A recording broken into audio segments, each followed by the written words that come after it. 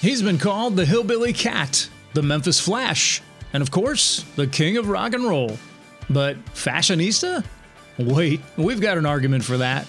Between the hair, the clothes, and where he lived and his own musical influence, Elvis just might have been a modern-day trendsetter. Don't believe us? Stick around and listen up, because it's all up next on this episode of the Elvis Impact. And it all starts in just 3, 2, 1, go.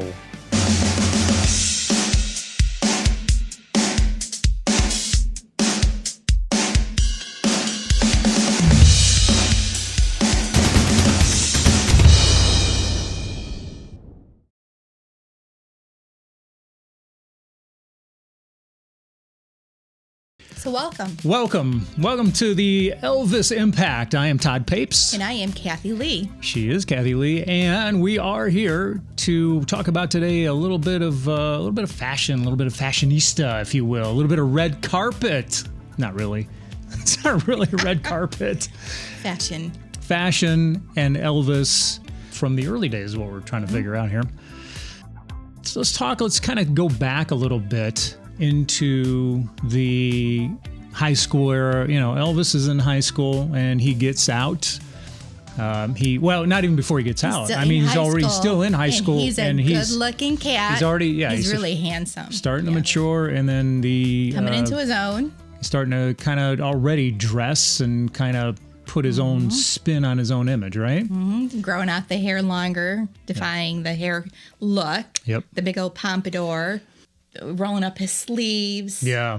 Mm-hmm. Comb that ducktail on the back and all that. Slick it back. He just wore, he was his own man. He wore what he wanted to wear. For sure. And what he started to do is he started getting like noticed, but not necessarily in some cases in a good way. No, people made fun of him, right. And because he didn't have that conservative normal look of the average teen in the 50s. You know, he was a little bit rebellious, that naughty boy, but yet he wasn't too naughty. You know, he pushed the envelope. Yeah, he did. And he pushed the comb. He pushed the comb. Sweet.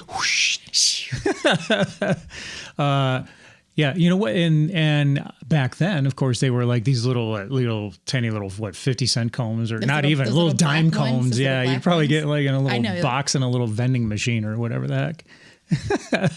So he's got some attention. He's got some negative attention too. Like some of the guys weren't too thrilled at how he was looking because, you know, some of the girls were starting to because he was taking attention away. Yeah.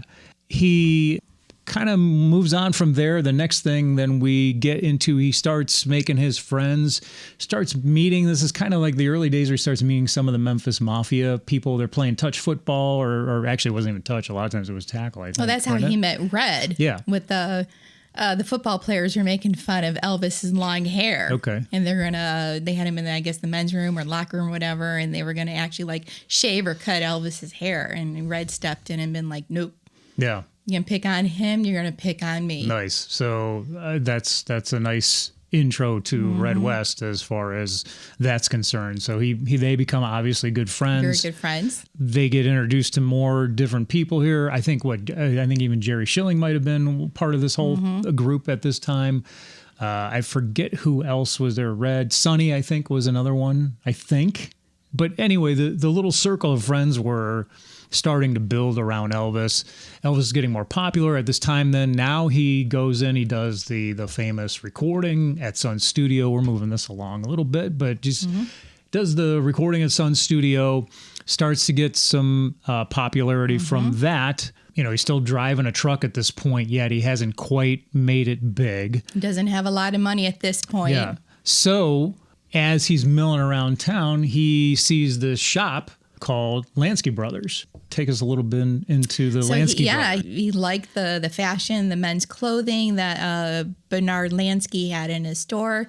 And one of the comments Elvis had said to Bernard Lansky was, "Mr. Lansky, one of these days I'm going to buy out your store." And Lansky said,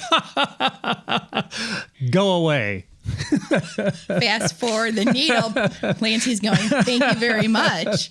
Yep. Little did he know. Little did he know. And then Lansky's, they brought in stuff from New York City. They brought in stuff. They just weren't carrying local looks. Yeah, he was crafting. Lansky brothers were, I think it was Guy and Bernard, I think were the brothers, if I'm not mistaken.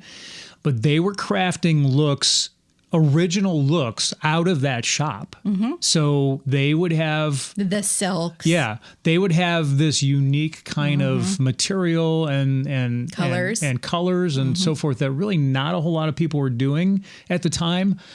Whereas they would have made you, if you would have gone in there at some point, you say, I like this, I like this, I like this. And then they, Lansky would go in the back and say, okay, well, let's put this together, see how it looks. And then they whip something out. And next thing you know, you've got this kind of unique look, this unique style. They were stylists. Yeah. Now, a lot of that influence, though, was coming from just down basically on the corner or wherever on Beale Street, because this was the whole blues scene. This was this whole thing, the clubs developing. There was this whole vibe that was happening down in Memphis, downtown Memphis, that was kind of driving a lot of this look, because you had, along with the unique sound of the music, you had a lot of the unique dress that came along with it. So that's how the blazers. Yeah. The prints, the plaids, the colors, the zoot suits also were popular back then with a lot of gentlemen. Again, it's just finding your own self-expression. Yeah. And on Beale Street, they were more confident, more artistic. Well, and they did what they wanted to do. That was that was one of the things about that whole scene, was like, they were free to express however they wanted. They just did what they felt, they were comfortable with. They didn't worry about norms. They didn't worry about social standards. They didn't worry about any of that stuff. That's part of what drove that whole style of that time. So as we continue then forward, now what happens to Elvis? Now he's starting to make it big. He starts to get invited. Now he's Ed Sullivan Show. Ed Sullivan Show in New York. New York started calling, and then Ed Sullivan Show, the Dorsey brothers, he needed to get fashioned for it, fitted for it. He didn't feel he was ready. So he goes into Lansky's. Yeah, and he says, Mr. Lansky, I'm going on the Ed Sullivan Show. I don't know what I'm going to wear. Wear, man. I need something to wear. And Mr. Lansky said, well, if you're going to New York City, you gotta look good. And they said, New York City? Like that salsa commercial from You don't remember this? No. That's like from I don't know, late 80s, early 90s maybe? No. Well, this stuff made New York City. New York City! So anyway, back to the show. Okay.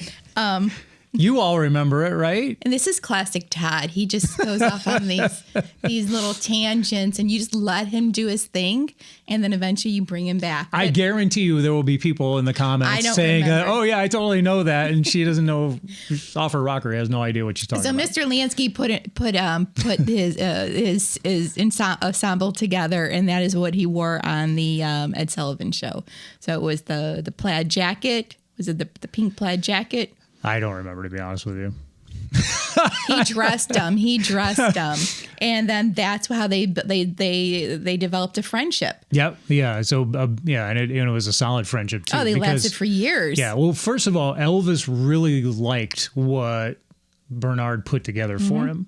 And I think it was exclusively at this point where he started to kind of work directly with Bernard. I could be wrong about that. Well, and also, too, I think as Elvis's fame grew, they kind of had a businessman's agreement that I'll provide you some clothes and a look as long as you give a little business plug to my the business. Yeah. And then it worked out good for both gentlemen. Yeah, for sure. So, Elvis loved his look. He was confident in it. He felt good. He liked being a little bit different, standing out and all that. So he starts to develop this whole fashion scheme off of this. It starts to resonate with people. People start kind of reacting to this. This is what, the mid-50s or so? Mid-50s, and this is pre-Colonel Parker. Yeah, that's true. That's still pre-Colonel Parker. So Elvis was allowed to be free, be himself. He made his own decisions on what he wanted to wear. He had a lot of confidence. Yeah, for sure. Yeah. Yeah, and he was also very, very handsome. Yeah. And it would resonate with a lot of people. It would resonate with people not only in his social circles, but people that were of his age, a lot of the fans, and people started they liked what they saw. They're like, this is different. So a lot of people started picking up on this dress. Well, and also too, the girls, when he was up on stage wearing the flashy colors and the wide pants and shaking it in the white shoes. Yeah. Shaking his hips and the snarls and everything, it drove the young girls crazy. Mm-hmm. For sure. The young guys were probably kind of not happy because Elvis was taking their chicks. A little peeved, some of them were, So what did the guys start doing? They start wearing the pompadours. They start wearing the shirts rolled up. They just start copying his whole look. So I have a theory. Go ahead. And I'm going to say it. Go. I really think Elvis created horny teens. Hence the baby boom generation. Well, there you go. And now you have... And scene. Think about it, there was no one else. You weren't seeing Pat Boone out there shaking it. No, and to that point, so you had those bigger artists, Pat Boone, Bill Haley, Everly Brothers. Yes, they were just more conservative. They had that more clean cut look and all that, and of course, very, very starched and pressed. Yeah. Now Elvis was not starched. No, he was very, very handsome. But to you're like, you said that already, right? Can we move on? Can we move on, Kathy? But to that point, though, they still had their own popularity, obviously, because there were still... They had their own niche. They had their own sound, their own niche, their own followings. Yeah. And they probably, to be honest, had a lot of the older crowd, the parents, if you will, that were... Well, they were very, very They were safe. more receptive to allowing their kids. I guess that was the thing back in the day. Probably to an extent, I'm guessing. Right. They were not vulgar. Yeah. So, okay, you can listen to these albums, I mean, like that never changed. I mean, it was the same thing back in the 80s when they had that. The kids were sneaking in the Elvis albums. They were sneaking. So, but they did well in their own right. But at the same time, a lot of those performers also, when they see this guy, going nutso with the hair and the clothes and the crazy colors and just, gyrating all over the stage and whatnot. A lot of those performers don't understand it. They kind of think, well, this guy's not going to last, and he's not going to be anything special or whatever. Just a flash. So obviously the fans liked what they saw. Yeah, for sure. So Elvis kept building on it. And did you know that Elvis was friends with Liberace? Well, yeah, I knew that, but yeah, it kind of ties into the clothing a little bit, right? Because Liberace was getting started, even though he was known for his piano playing. Yeah. He too was known for his elaborate, for sure, style. Yeah, and he told Elvis, "Go for it. Why don't you dress like me?" He said that, and you do good for yourself. Liberace basically told Elvis, go big, go for it. Wear what you want to wear. If you're getting, you're getting the tickets. You are a performer. You are giving a show. You are a showman now. Well, they were there for the music. I mean, same in Liberace's case. I would assume it was a performance. Yeah, it was a show. Yeah, it was part of the whole showmanship. Yes, it was part of you like my music, but I'm going to not only give you the music, I'm going to give you a show, and that was the whole thing. Right.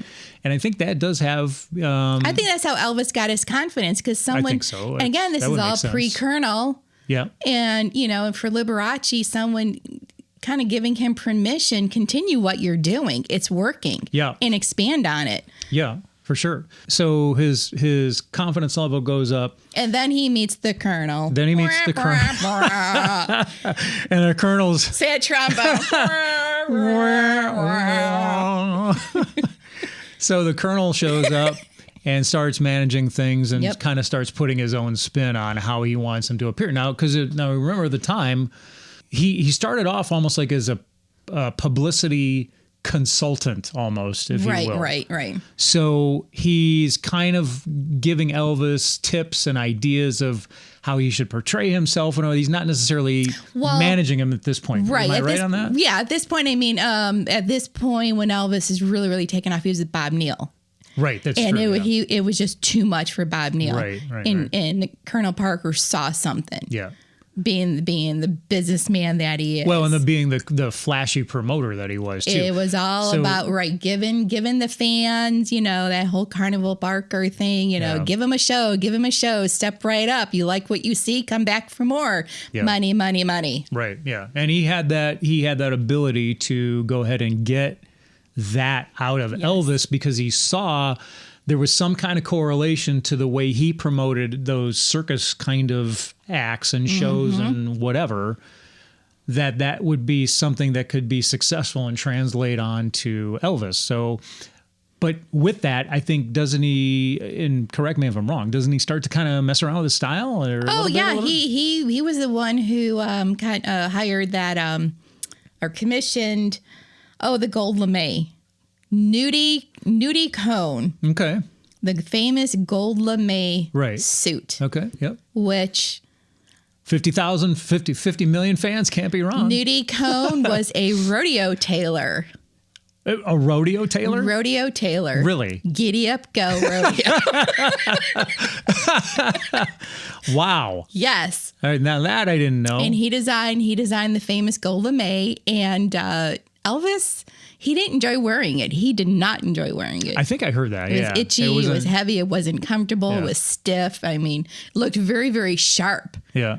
And it reflected the light, and it was. But well, it was also a lot of the. I think at that point too, you had some other acts that were kind of dressing in that similar fashion at that point.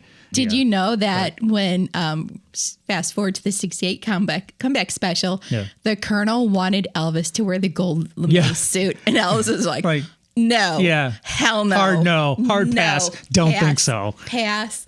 And that was something with the Colonel too, and Elvis. Colonel did a lot of the driving, and Elvis really didn't speak up, but he spoke up. He spoke up about that. He did not want to wear that gold. I think we can all agree after seeing Elvis in the '68 comeback with the black leather. I think that was an excellent choice, right? Yes, please. All right, calm down, horny teen. And so again, Elvis created the horny teen. So true.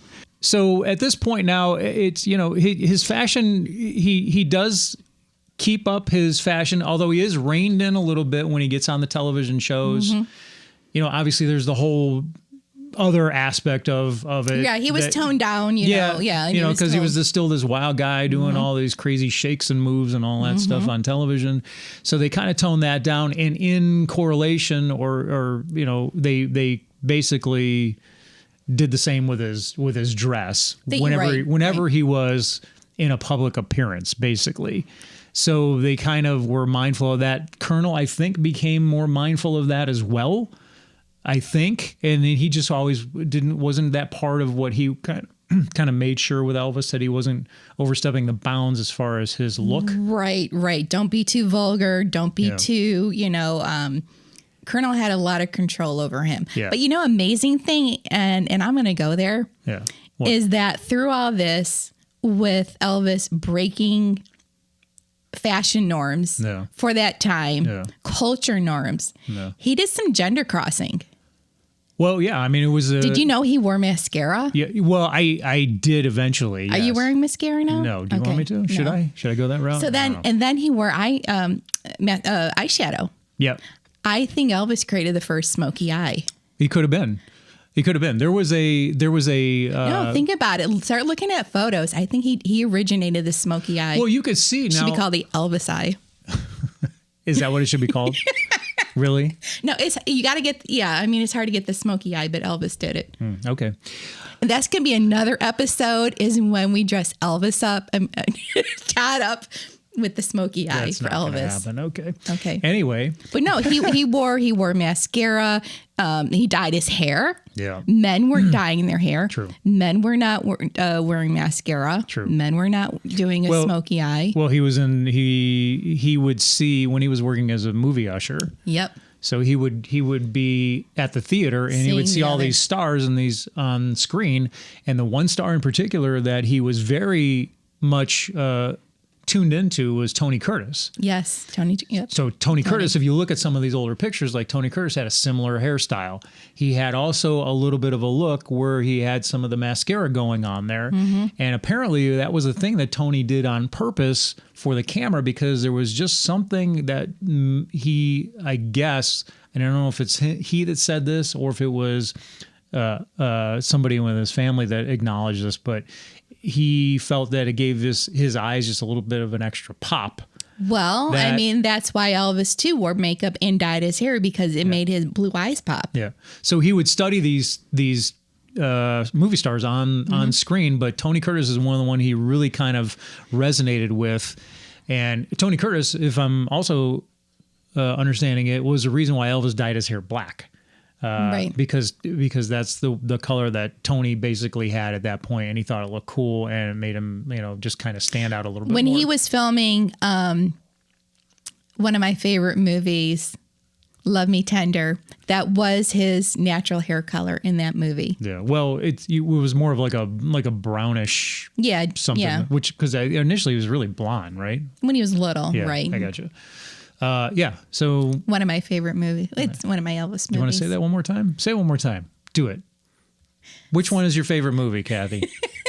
And the thing is, though, he was getting so popular and so well known and gaining in so much popularity and becoming such an entertainer that nobody was fazed that he was wearing mascara or eyeshadow. And people weren't fazed. They accepted it because absolutely. He was just so talented. Yeah. Yeah. And it was different, and it was something other than what had been the norm. Right. So it was just a refreshing outlook on a lot of things, even though parents went through the roof. And it comes back to, and again, Colonel Parker was very, very conservative. And so that's what I always question, like, how did he, how did the Colonel accept or deal with Elvis wearing makeup? But on the other hand, Colonel being the businessman that he is, I was just gonna say he's like, whatever it takes, let's make that cheddar. Yeah. Oh yeah, whatever it takes. I think I was just gonna say, wear all the makeup you want, boy. Here's my carnival cane. Go. That's how we talked. I don't know how he talked. Yeah, what do you have? He had a European accent. Yeah, or he had something an like accent. That? Yeah, I didn't. He didn't talk like me. Well, no. But yeah, so it just, and then obviously it evolved from there. We talked about the 68 comeback special. We talked then about, and then you can see the black leather suit. The black leather suit. But you can also see, as you get to the jumpsuit era, it was kind of the same thing. His fashion just went on to there. The way he dressed in the 70s. Also, he just stood out like crazy, doing his own thing. He wore a lot of those different, still a lot of very bright colors that kind of popped and resonated, but at the same time, the fashion, the style was very, very different. Puffy kind of sleeves, still the high collars. He did a lot of that stuff, but very flashy belts, very flashy accessories that went with him as well too. So he broke the norms. Yeah. He was a trendsetter. Yep. And I think that's what made him the greatest entertainer. Yeah, that all lent to it for sure. Yeah, he was at this point, complete package. Yeah, 100%. Yeah, so it's just amazing. But you get that stuff that transforms, and then you even fast forward down to how that whole movement, if you will, right, kind of took place in the 80s and even the 90s. The 80s, you had that crazy neon thing going on all the time. So that was a whole movement. That was a whole look that kind of swept over. People started going that way. In the 90s, you had the grunge look. You had the oversized, clothing. Because that's what the musicians were wearing. Exactly. Because back in the 80s. Yes. During your time, Todd, it was that 80s look. And, I'm not going to say, Wham or the, But they all were like that. I mean, Madonna was that way. You had a heavy influence, I think, on a lot of the British groups that came in from there that had these very like Thompson twins and who was the Anne I ran the flock of seagulls. Yeah. They had the Elvis hair going. Absolutely. Yeah. So they all that whole movement then from basically Elvis's day It opened the door. Yeah, he it kind of opened the door. So it kind of continued. And Mm-hmm. again, you can see that influence throughout all the music as well, too. So as these performers went, I would say almost with the exception of the 70s. The 70s, to me personally, were kind of like a dud fashion-wise. It's very polyester-ish. Yeah, and it wasn't really, I love 70s music, but I don't think that music kind of popped or stood out as like the 80s and the 90s, and then moving into in the 60s too, and the 60s too, for sure. That was a whole different thing. But you can see the movement though as it went. Mm-hmm. It not only transformed culture and society, but it went through the music industry as well too. So it's kind of crazy how all that ended up tying together. Yeah, and again, and the bottom line comes back to Elvis was confident. Yeah. He did what he wanted to do. He wore what he wanted to do. He was his own man. He gave permission to people to be yourself. Just be yourself. Yep. You know, and it was that Shakespeare, be true to yourself, or I don't know if Shakespeare, the quote, whatever. But Elvis, I probably botched it. Elvis proved that it's okay to be an individual. Yep. That you don't have to do what society thinks you should be doing. Yep. That it's okay to be an individual, to be your own person, to dress how you want to dress. Yep. Like how Todd dresses. Yeah. Just this casual garb. I chose to wear the gold lame. Yeah. I chose in to go respect in tribute to the gold lame suit. Yeah. This is obviously a lot more comfortable than that gold lame itchy suit. That would probably be more comfortable. Yes, this than is definitely more comfortable than the itchy suit. That's great. All right. Well, that's all we have on this episode today of the Elvis Impact. We appreciate you joining us and tuning in to the fashion era, the fashionista of Elvis Presley. That's not a word probably, but anyway. Liberace says it. Liberace says it is. So fashionista. Must be something. Leave some comments down below. Let us know what you think about all this. I think Elvis definitely drove a fashion statement. He drove a movement that just kind of facilitated throughout his career and kind of just kept forward even beyond his career. So let us know what you think. I'm going to interrupt here. You interrupt. Go ahead. When you just said something about suits. Yes. And how it's taken to the 70s. Yes. Elvis in the jumpsuits. What about Think about it. Osmond Brothers. Yeah. They wore jumpsuits too. True. Yeah. So Elvis opened the door for the Osmond Brothers. Well, sure. Yeah. I mean, they very much had, and the jumpsuits look very similar to those, the jumpsuits of that. Because they all Elvis. had the belts with the sashes. Right. And then the bling all over the jumpsuits and all that. One too, bad apple. And who was the bad apple? Do we know? Was it Donnie? No, Donnie was never the. That's going to be a whole episode on Donnie Osmond. Yeah, okay. People. I forgot this one over here likes. Sigh. Oh my gosh. Whatever. All right. Well, he's aged very, very, very, very well. And with that, scene. Thank you for coming and joining us on the Elvis Impact today. Till next time. See you later.